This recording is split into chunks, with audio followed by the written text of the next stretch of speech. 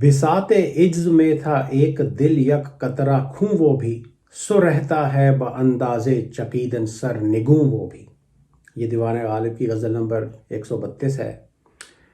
इसके अंदर आपको एक बार फिर से मिर्ज़ा गालिब साहब की इमेजिनेशन और इमेजरी और कल्पना की दाद देनी पड़ेगी।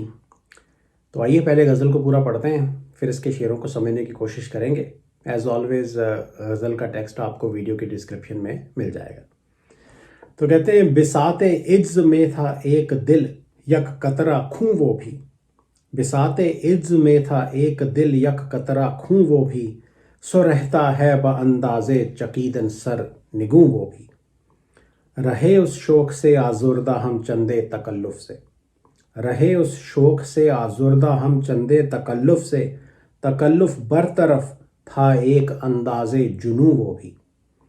ख़याले मर्ग कब तस्कीन दिले आजुर्दा को बख्शे, ख़याले मर्ग कब तस्कीन दिले आजुर्दा को बख्शे, मेरे दामे तमन्ना में है एक सैदे ज़बूं वो भी। ना करता काश नाला मुझको क्या मालूम था हमदम, ना करता काश नाला मुझको क्या मालूम था हमदम, कि होगा बाइसे अफ़ज़ाइशे दर्दे दरूं वो भी। ना इतना बुर्रिशे तेगे जफ़ा पर नाज फरमाओ, ना इतना बुर्रिशे तेगे जफ़ा पर नाज फरमाओ, मेरे दरियाए बेताबी में है एक मौजे खूं वो भी। मए इशरत की ख्वाहिश साकिए गर्दों से क्या कीजिए, मए इशरत की ख्वाहिश साकिए गर्दों से क्या कीजिए, लिए बैठा है एक दो चार जामे वाज गूं वो भी। मेरे दिल में है गालिब शौक़े वस्लो शिकवाए हिजरां, मेरे दिल में है गालिब शौक़े वस्लो शिकवाए हिजरां, खुदा वो दिन करे जो उससे मैं ये भी कहूँ वो भी। अगले दो शेर दीवान में पब्लिश नहीं किए गए लेकिन बड़े खूबसूरत हैं। मुझे मालूम है जो तूने मेरे हक़ में सोचा है, मुझे मालूम है जो तूने मेरे हक़ में सोचा है, कहीं हो जाए जल्द ए गर्दिशे गर्दूए दूं वो भी। नज़र राहत पे मेरी कर न वादा शब के आने का, नज़र राहत पे मेरी कर न वादा शब के आने का, कि मेरी ख्वाब बंदी के लिए होगा फसूं वो भी। तो देखें एक बड़ी रिदमिक लिरिकल क्वालिटी भी है इस गज़ल के अंदर है। तो पहला शेर देखते हैं कि बिसाते इज्ज में था एक दिल यक कतरा खूं वो भी, सो रहता है ब अंदाज़े चकीदन सर निगूं वो भी। इस शेर के इमेजरी के अंदर कई लेयर्स हैं। बिसात का मतलब है कोई कालीन, कोई चादर, कोई चीज़ जो बिछी हुई हो। इस गज़ल के कॉन्टेक्स्ट में आप इमेजिन करें कि किसी बाज़ार के अंदर कोई इंसान बैठा है, चादर के ऊपर सामान उसने बिछाया हुआ है, इसको बिसात कह सकते हैं। और उस सामान को भी आप बिसात कह सकते हैं। इज्ज का मतलब है कमज़ोरी, लाचारी, और चकीदन का मतलब है ड्रिप करना, बूंद बूंद टपकना। सर निगूं, सर झुकाना, जैसे कोई इंसान कमज़ोरी या दुख की स्टेट में सर झुका के बैठा हुआ है। तो कहते हैं बिसाते इज्ज में था एक दिल यक कतरा खूं वो भी, सो रहता है ब अंदाज़े चकीदन सर निगूं वो भी। ओवरऑल इसके अंदर एक तस्वीर पेंट की गई है आशिक की कमज़ोरी की, या कमज़ोरी की वजह से उसका पूरा शरीर, दिल, जिगर सब कुछ बर्बाद हो चुका है और शायद उसकी ज़िंदगी भी अब ख़त्म होने वाली है। बिसाते इज्ज का जिक्र किया गया है तो उनकी कमज़ोरी ने एक बिसात बिछाई हुई है। तो उनके शरीर का एक एक अंग, दिल, जिगर, दिमाग, आँखें, सब कुछ कमज़ोरी का ही अब सामान है। या फिर कमज़ोरी बाज़ार में बैठी है बिसात बिछा के, शरीर के सारे अंगों को बेच रही है। लोग फायर सेल उसमें लगा रखी है, जिसको जो चाहिए ले जाओ, या और वो उसके शरीर के ऑर्गन्स को वहाँ पे ज़ाया कर रही है। और वो कहते हैं कि सिर्फ एक दिल रह गया है उस बिसात के ऊपर, बाकी पूरा शरीर बर्बाद हो चुका है, सिर्फ एक दिल रह गया है। और वो बेचारा दिल जो है, वो कहते हैं बिसाते अज्ज में था एक दिल यक खतरा कतरा खूं वो भी है, वो अब एक खून के कतरे के जैसा बन के रह गया है। कॉमन इमेजिनेशन इमेजरी है गालिब साहब की शायरी में कि आशिक दुख दर्द जब सहता है इश्क की राह में तो बड़ी शिद्दत से खून के आंसू रोता है। तो शरीर का पूरा खून अब बह चुका है आंसुओं के ज़रिए है, और शायद उनका दिल भी पिघल के खून बन गया और आंखों के आंसुओं के ज़रिए बह गया। खून का एक कतरा शरीर के अंदर बाकी बचा है, शायद उनकी पलकों के ऊपर वो कतरा अटका हुआ है और दिल अब बस एक खून के कतरे के बराबर रह गया है। और ये तो थी पहली लाइन। और दूसरी लाइन में वो कहते हैं कि सो रहता है वह अंदाजे चकीदन सर निगूं वो भी। इमेजिनेशन देखें, उन्होंने खून के कतरे को और दिल को पर्सोनीफाई कर दिया है। तो कहते हैं वो अब एक कमज़ोर इंसान के जैसा है जो कि अपना सर झुकाए हुए बैठा रहता है और किसी भी वक्त वो टपक सकता है। या तो खून का जो एक कतरा बाकी रह गया है वो किसी भी वक्त टपक के बह सकता है, और वो खून का कतरा दिल है। तो जब वो खून बह जाएगा, दिल भी ख़त्म हो जाएगा और आशिक भी मर जाएगा। या इस कदर कमज़ोरी की सूरत है कि आशिक का दिल जो है वो एक खून का कतरा बन के रह गया है, जो कि सर झुका के बैठा हुआ है और किसी वक्त भी वो बह सकता है और साथ साथ आशिक की ज़िंदगी भी ख़त्म हो जाएगी। है तो ये इमेजरी है, ओवरऑल कमज़ोरी की स्टेट है।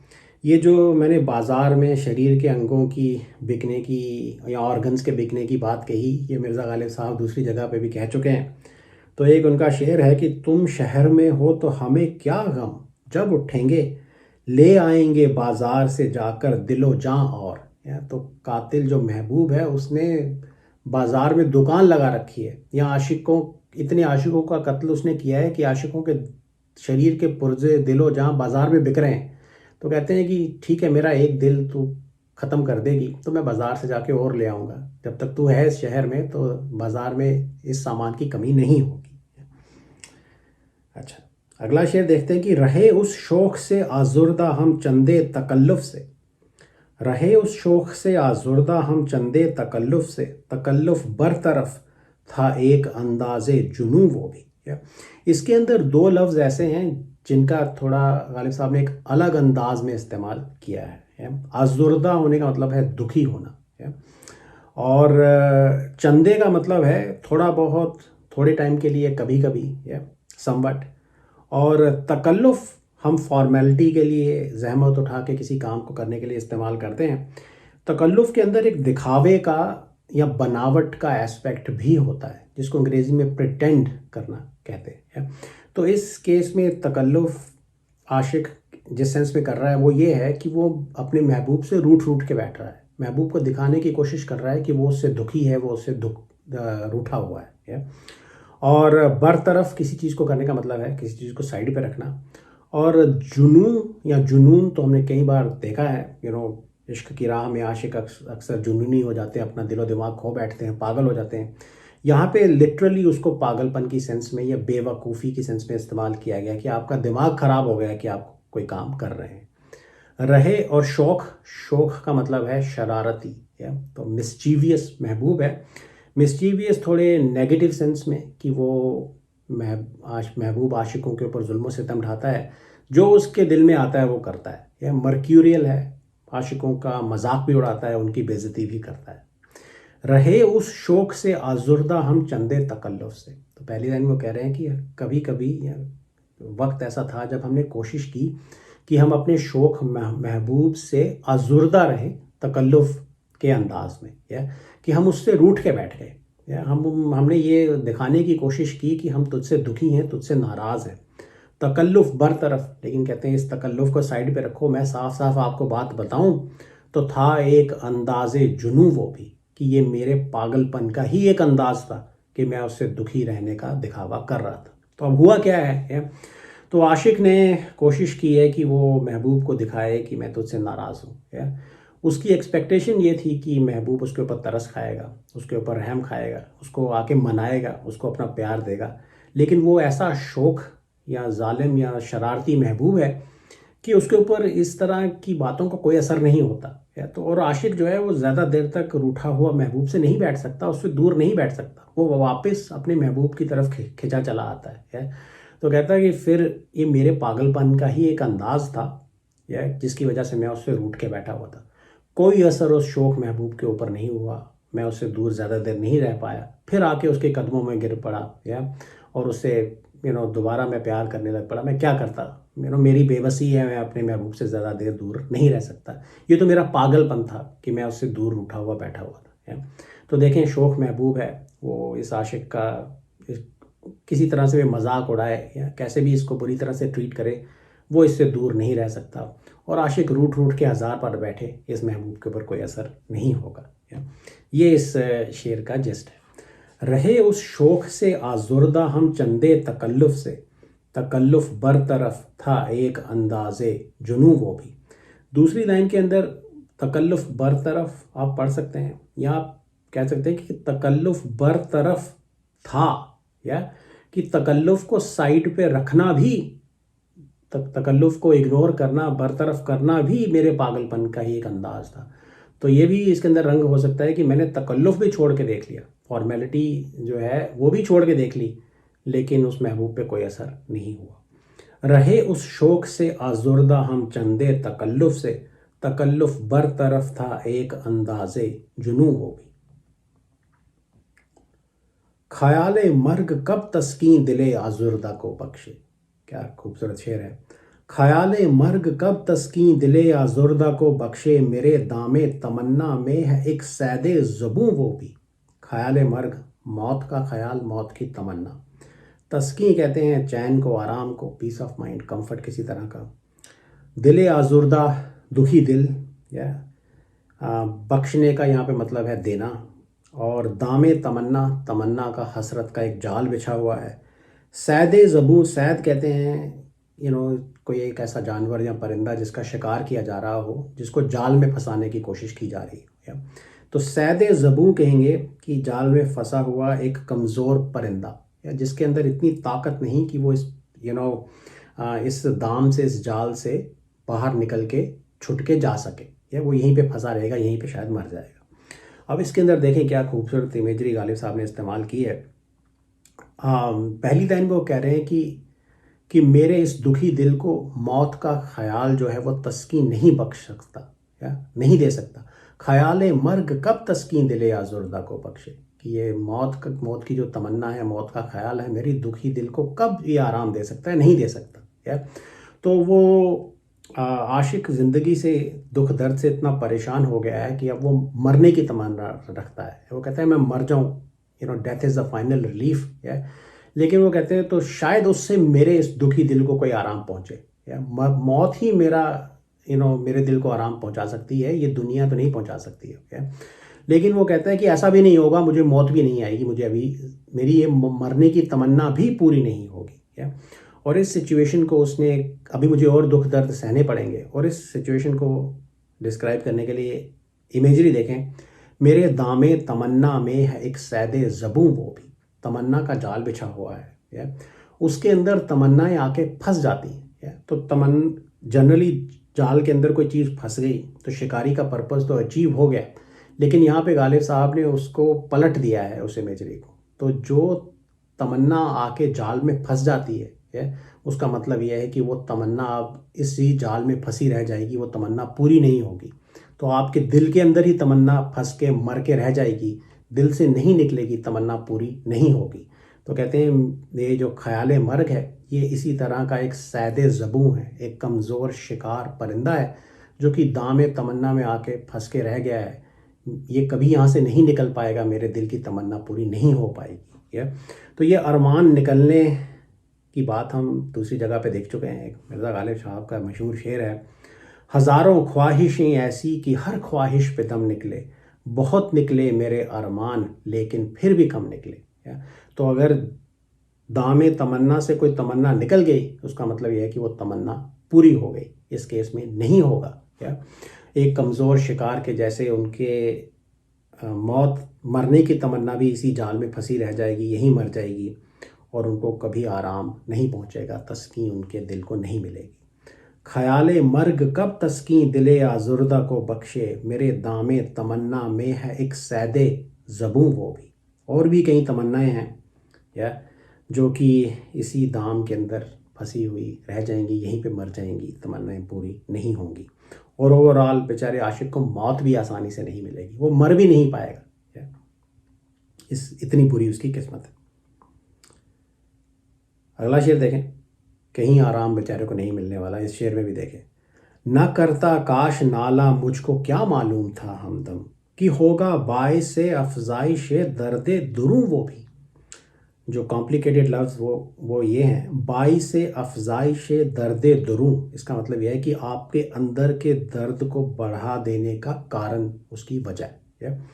तो नालों से, लेमेंटेशन से, रोने से, चीख पुकार मचाने से आशिक की तवक्को, एक्सपेक्टेशन ये होती है कि उसके दिल को आराम पहुंचेगा। या तो आपके अंदर का जो दुख है उसको आप नालों के ज़रिए एक्सटर्नलाइज करते हैं, या तो आप रोएं तो आपके दिल को कई बार थोड़ा आराम भी मिलता है।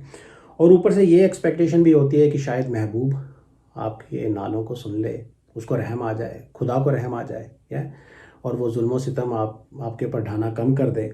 लेकिन यहाँ पे नालों का अपोजिट इफेक्ट हुआ है। तो वो अपने हमदम को, अपने दोस्त को कह रहे हैं, ना करता काश नाला, कि काश मैं नाला ही नहीं करता, मुझको क्या मालूम था हमदम, लेकिन मुझे क्या पता था, या मैं नाले कर बैठा, मुझे क्या पता था कि होगा बाइस अफजाइश दर्द दुरूं, वो भी कि मेरा नाला जो है वो भी मेरे अंदर के दुख को बढ़ाने का ही एक कारण, एक वजह हो जाएगा। तो इफ़ेक्टिवली उनके नालों ने, या उनके एक नाले ने उनके अंदर के दुख दर्द को और बढ़ा दिया है। चाहते थे वो कि आराम मिले नाले करने से, लेकिन हुआ ये कि उनका अंदर का दुख दर्द और बढ़ गया। अच्छा, अब ऐसा क्यों हुआ? देखें, कई इसके पीछे कारण हो सकते हैं। इतनी शिद्दत से नाला किया, आशिक बेचारा वैसे ही कमज़ोर था कि उनका शरीर और टूट गया। या फिर महबूब ने नाले की परवाह नहीं की, या तो महबूब ने अपने जुल्म सितम जारी रखे, उनको तवज्जो नहीं दी, या फिर अपने जुल्म और बढ़ा दी, तो उनका दर्द और बढ़ गया। और खुदा ने किस्मत ने भी नालों को नहीं सुना, या दुनिया ने सुना और उनका मजाक उड़ाया। तो ओवरऑल बेचारे आशिक की किस्मत देखें, नालों ने भी उसको आराम नहीं दिया, बल्कि उनके अंदर के दर्द को और बढ़ा दिया। अब आप फ्यूचर स्टेट इमेजिन करें, शायद कोई टाइम ऐसा था जब नाले करने से उसको आराम पहुंचता था। अब वो बेचारा नाले करने से भी गया, या अब वो फ्यूचर में नाले भी नहीं कर सकता। क्यों? क्योंकि उसके अंदर का दर्द नाले और बढ़ा देंगे। तो कहते हैं, ना करता काश नाला, मुझको क्या मालूम था हमदम, कि होगा बाइस अफजाइश दर्द दुरूं, वो भी। क्या देखें, खूबसूरत शेर है। ना इतना बुर्रिश तेगे जफा पर नाज फरमाओ, ना इतना बुर्रिश तेगे जफा पर नाज फरमाओ, मेरे दरियाए बेताबी में है एक मौज खूं, वो भी। इसकी दूसरी लाइन थोड़ी कॉम्प्लिकेटेड है। बुर्रिश तेगे जफा का मतलब है कि जुल्म की तलवार की शार्पनेस, की कितनी तेज़ है वो तलवार। अब वो तलवार किसके हाथ में है? ऑफ कोर्स जालिम महबूब के हाथ में है।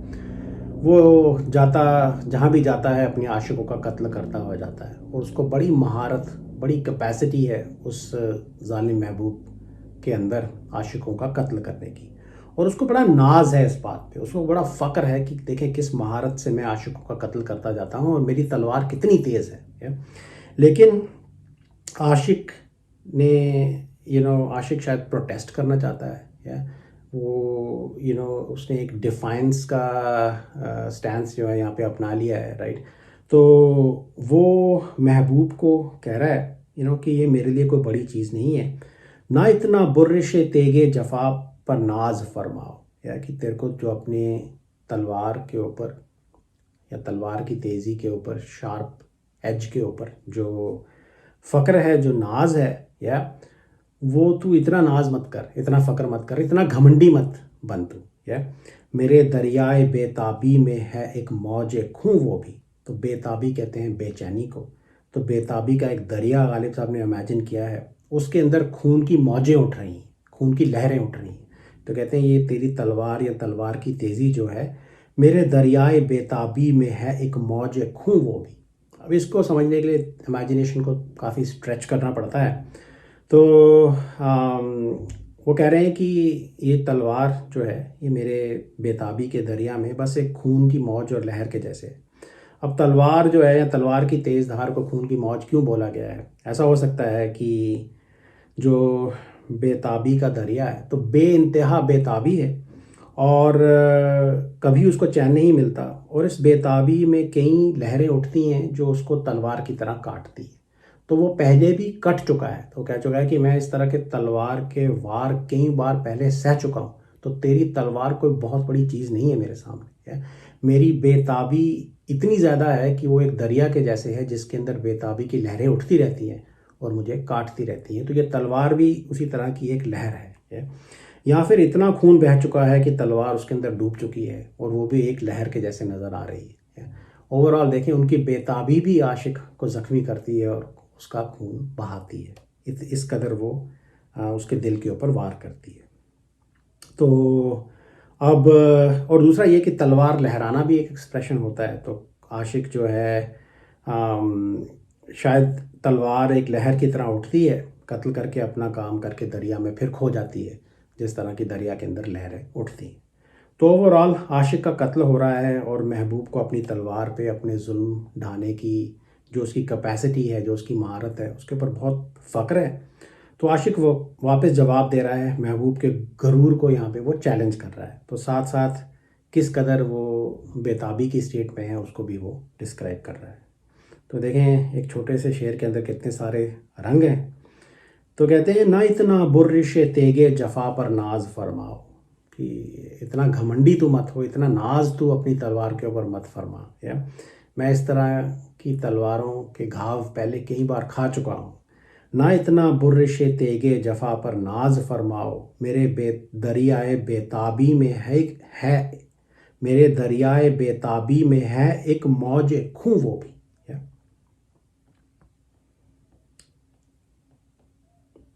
अगला शेर देखें, मैं इशरत की ख्वाहिश साकिए गर्दों से क्या कीजिए, मैं इशरत की ख्वाहिश साकिए गर्दों से क्या कीजिए, लिए बैठा है एक दो चार जामे वज गूं वो भी। या तो जामे वाज गूं वो भी। या तो बड़ा खूबसूरत शेर है। गर्दों कहते हैं किसी पहिए को या चक्कर को। शेर व शायरी के कॉन्टेक्स्ट में जो आसमान है, जो सेलेस्टियल ग्लोब है, उसको गर्दों कहा जाता है, जिसके अंदर सितारे गर्दिश करते हैं। तो जब सितारे गर्दिश करते हैं तो आपकी किस्मत के ऊपर कोई ना कोई उसका इम्पैक्ट होता है। जनरली कोई ना कोई बलाएं, कोई ना कोई डिज़ास्टर्स आपकी तरफ आने वाले हैं। सितारों की गर्दिश का ये भी एक रंग है। तो लेकिन गर्दों आसमान के लिए इस्तेमाल, जैसा मैंने किया जाता है, लफ्ज़ इस्तेमाल किया जाता है किसी हायर पावर के लिए या आपकी किस्मत के लिए भी गर्दों का लफ्ज़ इस्तेमाल किया जाता है। किस्मत भी गर्दिश करती है। मए इशरत का मतलब है खुशी की शराब या अच्छी कंपनी की शराब। या तो सोशियबिलिटी की शराब भी ये हो सकती है। तो जो आपको महबूब के साथ या अच्छे दोस्तों के साथ रहने की खुशी दे, ऐसी शराब। साकी ये गर्दूं, या तो आप देखें कि गर्दूं इस आसमान में उन्होंने एक साकी बिठा दिया है। वो क्या, आपकी किस्मत कोई हायर पावर, खुदाई हो सकती है, खुदा भी हो सकता है, या तो some sort of a higher power. तो वो इस साकी ये गर्दों से कहते हैं कि मैं क्या ख्वाहिश रखूं कि ये मैं इशरत मुझे देगा। तो कई बार ऐसा होता है कि कोई किसी इंसान को या किसी शय को आप या किसी पावर को आप एक हायर रुतबे पे रखते हैं और उससे कोई एक्सपेक्टेशन, कोई ख्वाहिश रखते हैं, लेकिन बाद में आपको पता चलता है कि उसके पास वो चीज़ है ही नहीं जो आपको चाहिए, तो वो आपको देगा क्या।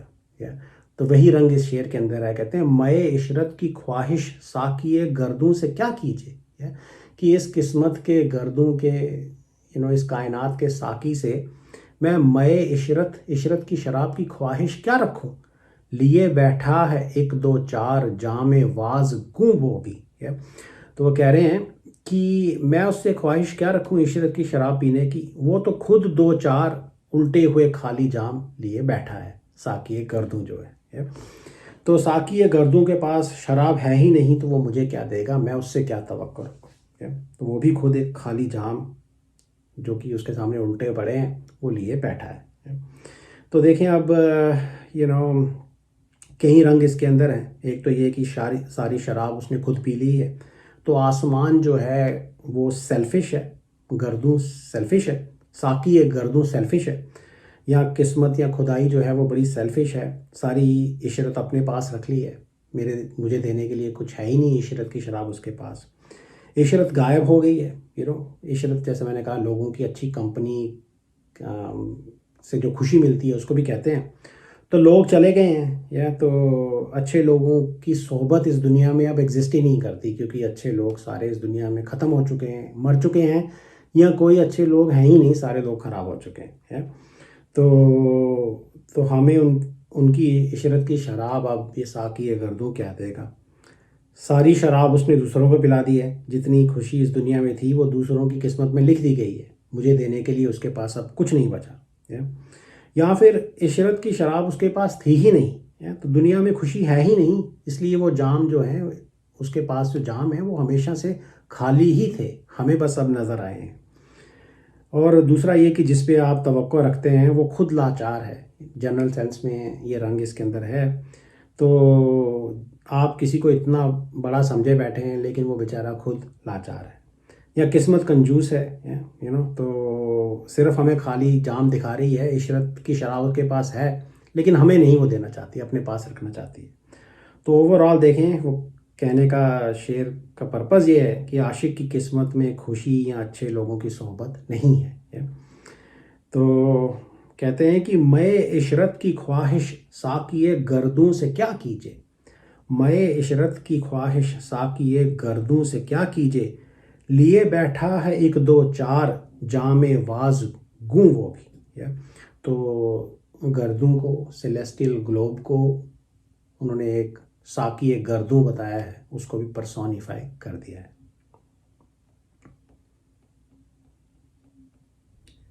मेरे दिल में है गालिब शौक़ वस्लो शिकवाए हिजरा, मेरे दिल में है गालिब शौक़ वस्लो शिकवाए हिजरा, खुदा वो दिन करे जो उससे मैं ये भी कहूँ वो भी।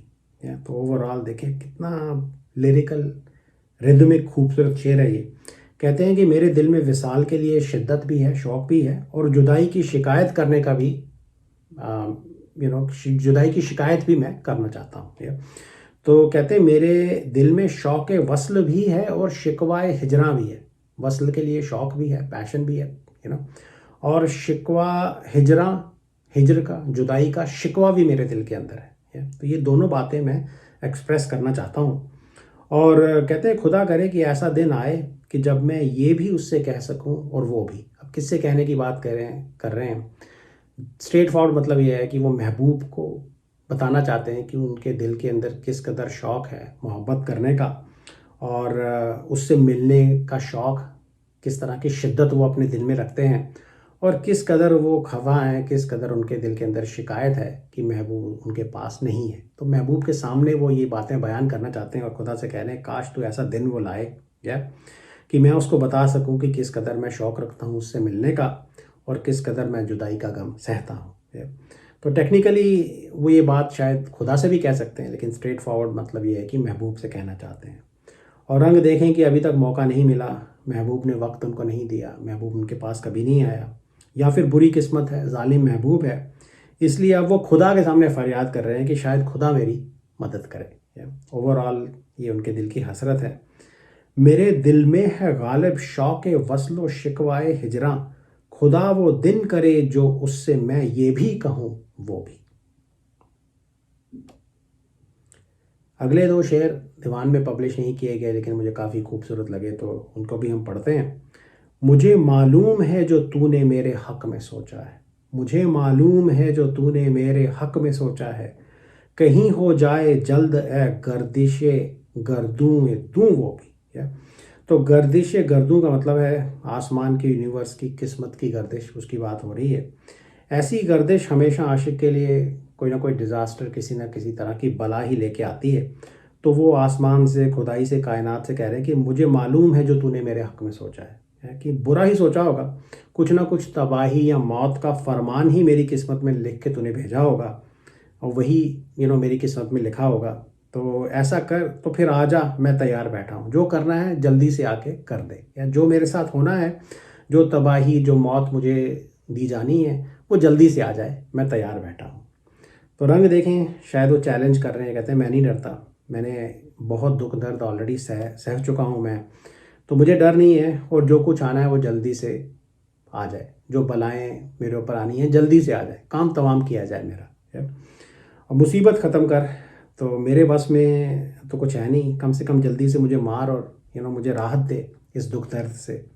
एक रेजिग्नेशन की टोन भी हो सकती है कि अब मेरे बस में तो कुछ है नहीं, तो जो होना है हो जाए। तो ओवरऑल थीम देखें कि आशिक की बुरी किस्मत है, जब आसमान की गर्दिश उसको नज़र आती है कि हो रही है, तो उसको लगता है कि मेरे ऊपर कोई ना कोई बला ही आने वाली है, और अब वो कह रहा है कि ले आओ, मैं तैयार हूँ। तो उसको पहले ही पता है कि क्या होने वाला है। मुझे मालूम है जो तूने मेरे हक़ में सोचा है। तो अब ये किस्मत से कह रहे हैं, जैसा मैंने कहा, खुदा से कह रहे हैं कि मुझे पता है कि तूने मेरे हक़ में क्या लिखा है या क्या सोचा है। बलाएँ, कोई ना कोई डिज़ास्टर ही मेरे सामने आने वाला है।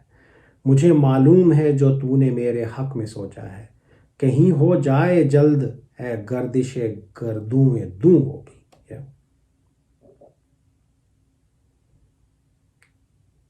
तो गर्दिश गर्दूं दूं का लिटरल मीनिंग अंग्रेज़ी में, थैंक्स टू फ्रैंक प्रिचर्ड, है circulation of the while heavens.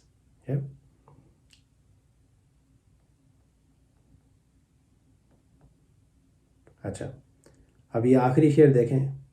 नज़र राहत पे मेरी कर ना वादा शब के आने का, नज़र राहत पे मेरी कर ना वादा शब के आने का, कि मेरी ख्वाब बंदी के लिए होगा फसूं वो भी।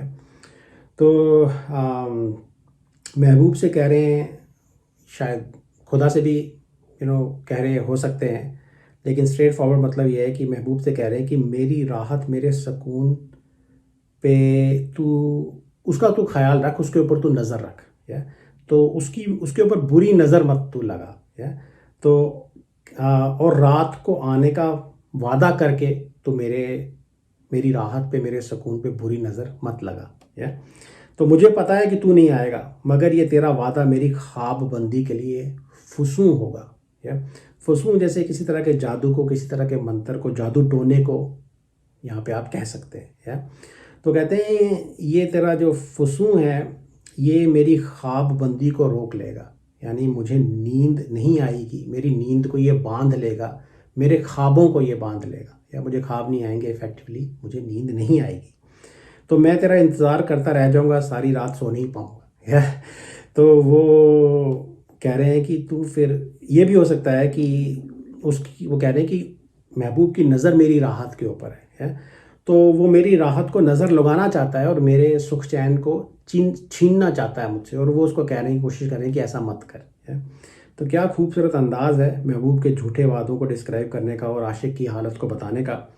वो जानता है कि वादा झूठा होगा, या तो, और उसको ये भी पता है कि ये उसके जादू में शायद वो फंस जाएगा और फिर उसको सारी रात नींद नहीं आएगी। या तो कहते हैं कि नज़र राहत पे मेरी कर, कि मेरी राहत के ऊपर नज़र रख, उसका ख्याल कर। या ये राहत मुझसे मत छीन। नज़र राहत पे मेरी कर ना वादा शब के आने का, या तो रात को आने का, शब को आने का वादा मुझसे ना कर, कि मेरी ख्वाब बंदी के लिए होगा फसूं वो भी। या तो ये फसूं, ये जादू मेरे ख्वाबों को बांध लेगा। या मुझे नींद नहीं आएगी, मुझे ख्वाब नहीं आएंगे। अच्छा, अब ये एक और सिचुएशन इमेजिन करें कि अगर वो सो गया तो क्या होगा। तो हमने देखा है कि जालिम महबूब उसके ख्वाबों में आके भी उसको परेशान कर सकता है। तो गालिब साहब का एक बड़ा मशहूर शेर है, ताफिर ना इंतज़ार में नींद आए उम्र भर, ताफिर ना इंतज़ार में नींद आए उम्र भर, आने का अहद कर गए जो, आने का अहद कर गए आए जो ख्वाब में। तो ये एक बड़ा मशहूर शेर है जो मुझे याद आ गया। तो शेर था कि नज़र राहत पे मेरी कर ना वादा शब के आने का, कि मेरी ख्वाब बंदी के लिए होगा फसूं होगी। तो ये थी पूरी ghazal. I hope it all made sense. थोड़े ये शेर कॉम्प्लिकेटेड भी थे, and I hope you enjoyed it. Thank you.